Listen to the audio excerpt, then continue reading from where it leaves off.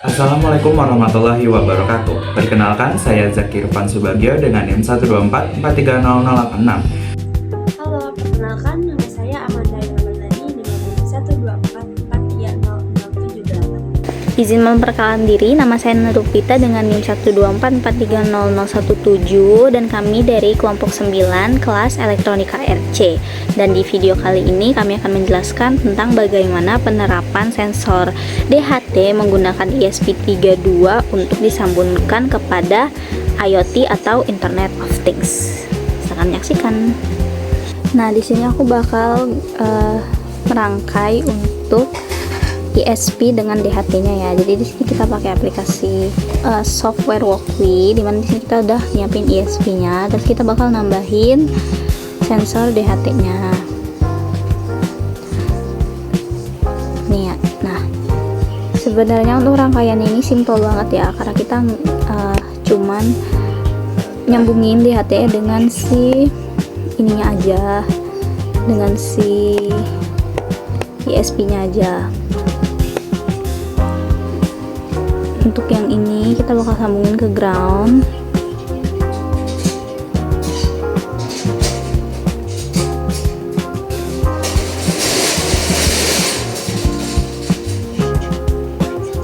Yang ini kita bakal sambungin ke yang 15. Bentar. Nih. Kita lihat tuh. Biar bagus wiringnya.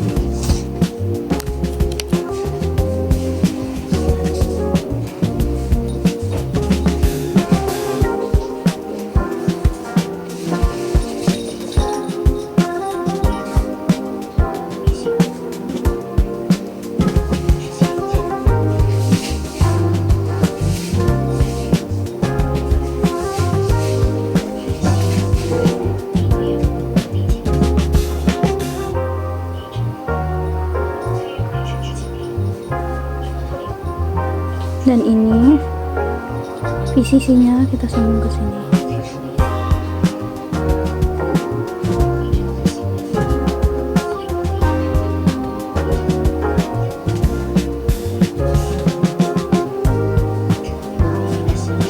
Nah, kalau udah, untuk codingannya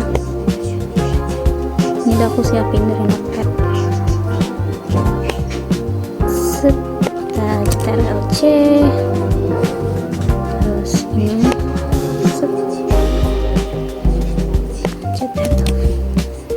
nah ini dia. Nah, untuk codingannya nanti bakal jelasin sama teman saya. Bye bye, terima kasih. Saya akan menjelaskan tentang codingan pada aplikasi Walkly. Nah, yang kita gunakan untuk merangkai ESP dan DHT dua-dua. Nah, pada bagian pertama itu ada ESP32 Wi-Fi Scanning Example. Ini komentar digunakan untuk memberikan keterangan pada program baris ini tidak dieksekusi oleh compiler. Nah, selanjutnya itu ini baris 3 ini kita ada define Blink template ID, itu sebagai identitas template proyek pada Blink. Selanjutnya ada Blink template name. Ini nama proyek yang digunakan. Misalnya ada Blink Out Token.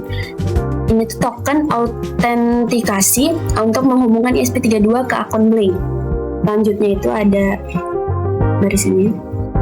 Include Wi-Fi .h itu sebagai menghubungkan ESP32 ke jaringan Wi-Fi. Misalnya ada Wi-Fi client .h sebagai komunikasi data melalui internet.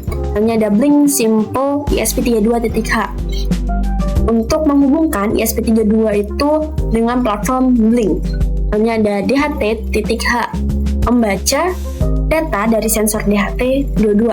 Selanjutnya itu ada char SSID walkway bus.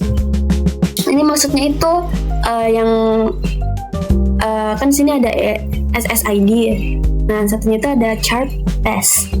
Yang SSID itu sebagai menyimpan nama jaringan WiFi, sedangkan yang test itu menyimpan password WiFi. Pada simulasi walkway itu tidak menggunakan password sehingga dikosongkan. Jadi nicknya kosong ya. Nah, hanya itu ada di baris 15 dan 16. Itu define DHT pin 15 sama define DHT type DHT22. Nah, yang DHT pin 15 itu menunjukkan sensor terhubung ke GPIO 15 ESP32. Sedangkan yang define DHT type DHT22 itu menunjukkan jenis sensor yang digunakan adalah DHT22. Selanjutnya ada baris ini itu ada DHT pin sama DHT type, terus blink timer. Nah, yang DHT itu digunakan untuk mengakses sensor DHT22, sedangkan yang timer digunakan untuk menjalankan fungsi secara berkala. Nah, di sini ada void sensor atau fungsi send sensor. Fungsi ini digunakan untuk membaca data sensor dan mengirimkan ke blink. Di sini kan ada float A DHT rate humidity sama float T DHT rate temperature. Jadi yang H itu menyimpan nilai kelembapan udara dalam persen gitu. Terus yang T itu menyimpan nilai suhu dalam derajat Celcius. Menggunakan tipe data float. Nah, ini itu karena hasil pembacaan berupa angka desimal. Selanjutnya itu ada if isnan H sama isnan T. Nah, ini itu tuh ada serial print gagal membaca DHT. Jika sensor gagal dibaca, maka program itu menampilkan pesan error dan menghentikan proses pengiriman data. Selanjutnya ini ada blink virtual write V0T sama blink virtual write V1H. Maksudnya itu yang suhu itu dikirimkan ke virtual pin yang V0, sedangkan yang kelembapan itu dikirim ke virtual pin V1. Data kemudian ditampilkan pada dashboard Blink. Berikutnya ada void setup atau fungsi setup. Di sini itu ada serial begin dalam kurung 115200. Ini maksudnya itu mengaktifkan komunikasi serial untuk menampilkan informasi pada serial monitor. Sedangkan yang blink begin blink out token SSID pass itu ESP menjelaskan kayak ESP32 itu terhubung ke WiFi, kemudian login ke server blink menggunakan out token. Selanjutnya ada DHT begin, yaitu menginisialisasi sensor DHT22 agar siap digunakan. Selanjutnya itu ada timer set interval 2000L sensor. Itu maksudnya mengatur agar fungsi sensor itu dijalankan setiap 2000 milidetik atau 2 detik. Ada void loop atau fungsi loop. Nah, di sini yang blink run ini itu menjaga koneksi blink. Jadi kayak antara koneksi antara ESP32 dan server blink agar tetap aktif. Sedangkan yang timer run itu mengecek apakah sudah waktunya menjalankan fungsi sensor sesuai interval yang ditentukan. Jadi alur kerja program itu saat ESP32 dinyalakan, perangkat akan terhubung ke WiFi dan blink. Sensor DHT22 itu kemudian membaca suhu dan kelembapan ruangan. Data tersebut itu nanti dikirim ke blink, kemudian 2 detik ke blink setiap 2 detik, melalui virtual pin V0 dan V1 sehingga pengguna dapat memantau kondisi lingkungan secara real time melalui aplikasi Blink IoT. Sekian penjelasan dari saya, terima kasih. Di sini saya akan mensimulasikan bagaimana saya merangkai IoT menggunakan software Arduino IDE dan Blink.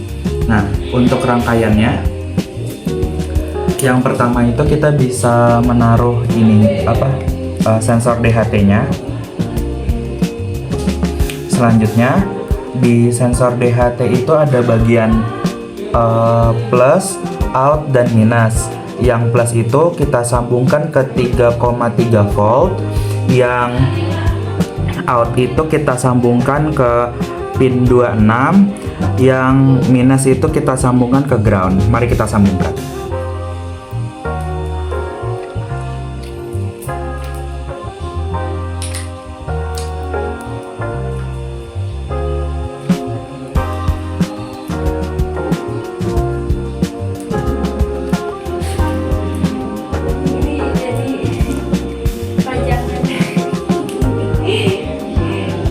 Nah, ini untuk rangkaiannya. Mari kita lanjutkan untuk memasukkan codingan dan menyetingnya di aplikasi Blink. Nah, di sini saya akan menyeting codingannya dan akan menyeting untuk aplikasi Blinknya. Nah, di sini aplikasi Blinknya. Di sini saya akan membuat Blinknya. Nah, ini kita buat monitor pengatur suhu ruangan. Terus hardware-nya itu pakai ESP, connection type-nya itu Wi-Fi. Nah, selanjutnya itu kita ke dashboard, ke data stream, terus ke virtual pin. Ini kita buat suhu. Terus data type-nya itu kita buat double. Unitnya itu kita buat Celsius. Terus max-nya itu kita buat 100. Oke. Terus kita buat data stream lagi untuk kelembapan.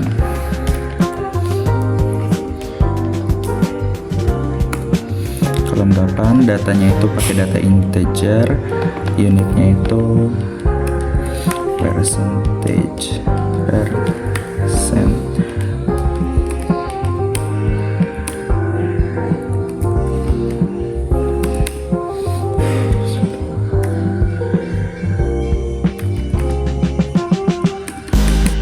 Nah, terus unitnya itu percentage. Nah, ini terus value max-nya itu 100 juga. Nah, terus kita ke dashboard. Selanjutnya itu kita menggunakan gauge ini, di drag. Terus satu lagi. Nah, terus kita setting. Nah, ini itu kita taruh suhu. Nah, di sini kita bisa ngubah warnanya. Jadi misalnya warna hijau. Terus yang ini kita bisa ganti namanya jadi suhu. Terus save.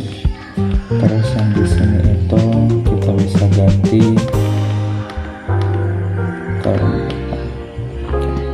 ini kita bisa ganti biru. Nah, terus kita save. Selanjutnya kita ke home, lalu add first device, terus create. Nah, ini kita copy. Selanjutnya itu ini adalah codingannya, template codingannya. Ini kita bisa taruh untuk token dari Blinknya. Terus kita bisa sesuaikan dengan WiFi yang kita gunakan sekarang dan pin yang digunakan pada rangkaian. Selanjutnya itu kita upload.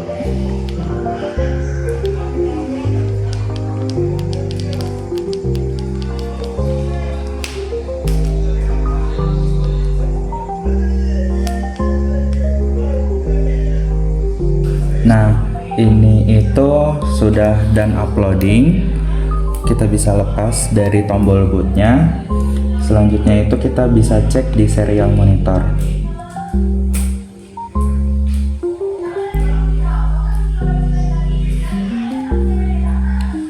Ini kan kita sudah upload. Kita itu bisa cek di serial monitor. Ini untuk hasilnya. Nah, ini kita bisa cek di sini. Hasilnya sama ya guys dengan yang di sini. Nah, selanjutnya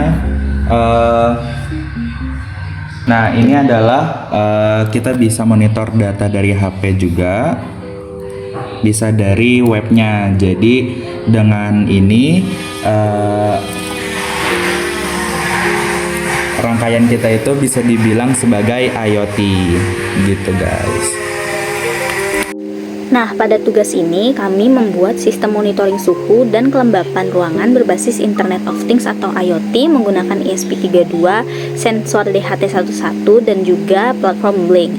Sensor DHT11 itu berfungsi untuk mengukur suhu dan kelembapan udara di lingkungan sekitar secara real time. Dan data yang diperoleh sensor akan dibaca oleh microcontroller ESP32, di mana ESP32 ini punya kemampuan untuk koneksi ke WiFi sehingga dapat mengirim pengukurannya itu ke internet. Nah, pada sistem ini ESP32 itu terhubung dengan platform Blink sebagai media monitoring. Data suhu dan kelembapan yang terbaca akan dikirim secara otomatis setiap 2 detik ke aplikasi Blink melalui jaringan internet. Dengan demikian, pengguna dapat memantau kondisi ruangan secara langsung melalui smartphone tanpa harus berada di lokasi alat. Nah, penerapan konsep Internet of Things ini memungkinkan proses pemantauan dilakukan dari jarak jauh dan lebih praktis dan juga lebih efisien. Sistem ini dapat diterapkan pada rumah seperti smart home, ruang laboratorium, ruang penyimpanan, rumah kaca pertanian, maupun lingkungan lain yang membutuhkan pemantauan suhu dan kelembapan secara terus-menerus gitu.